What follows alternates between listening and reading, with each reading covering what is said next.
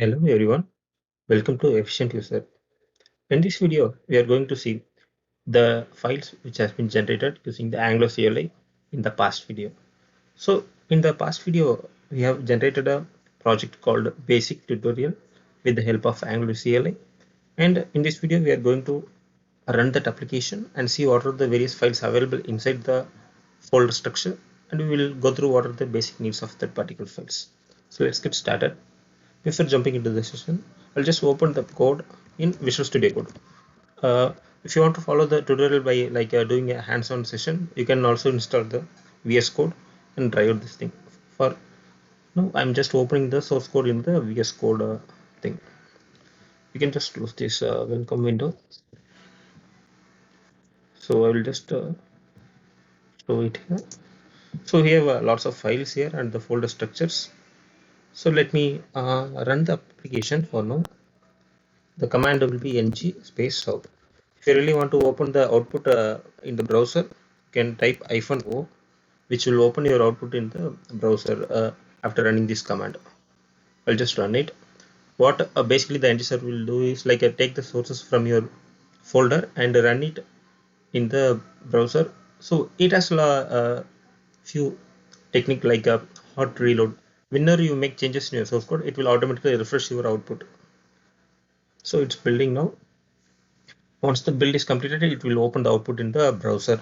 Basically, it will open the output in the default browser based on your machine configuration. So we can see this is like a basic demo which has been created by the Anglo team, like Anglo CLI. So it got like showing here. So let's go back to a VS Code source. So we have lots of things here. So let's start with the first thing, node underscore modules. So basically we don't do anything in this particular folder. Actually npm will maintain the third-party libraries or the libraries related to this particular project in this folder. Basically we will start with the package.json.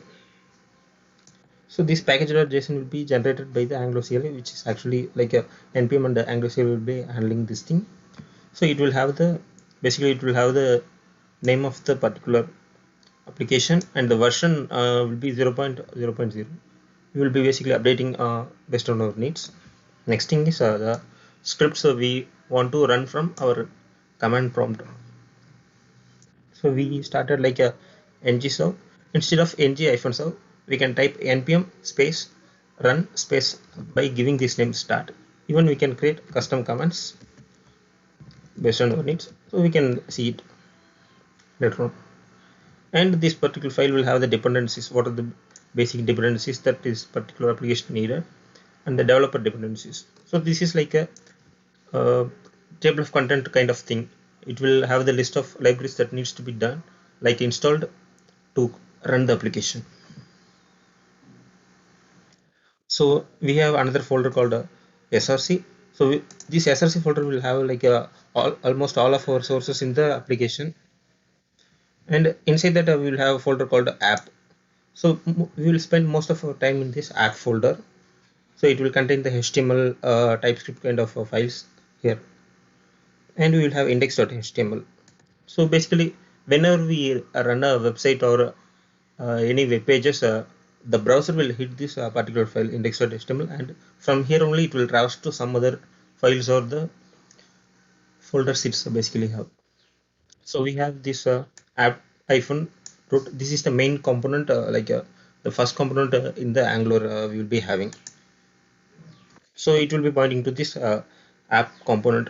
So we have lots of files here: app hyphen routing, app component, SCSS files, and app.component.ts. We'll see one by one what is the purpose of this particular thing. So basically, it will go to this app hyphen root. So we have three main sections here.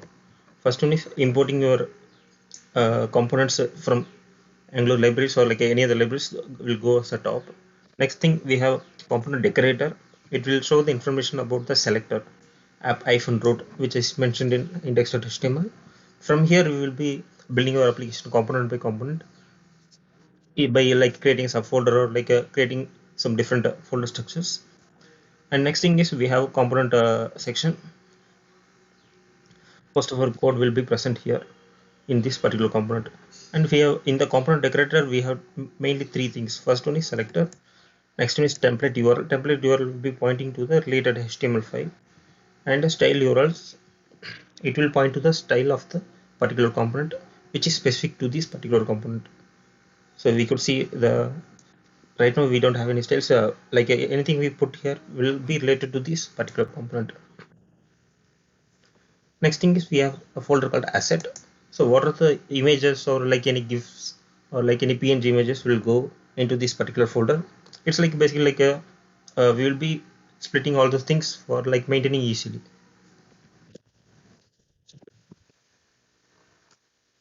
Next folder is environment folder. Environment will have some different files like environment.production.ts and environment.ts. We can even create some other version called environment.development.ts to maintain the different settings when we are developing and debugging, and we can have different settings while deploying to the production. And next one is save icon, which will present in the this part of the application. And we have styles.scss, and we will be mostly importing most of the global style sheets, example like a material style sheets or a bootstrap style sheets will be go under here. So these were the basic things we have. And if you want to like go beyond like a intermediate level or a expert level, we need to check out this main.ts and polyfill.tss purposes. And even we have a style like a testing file to test our component by component basis.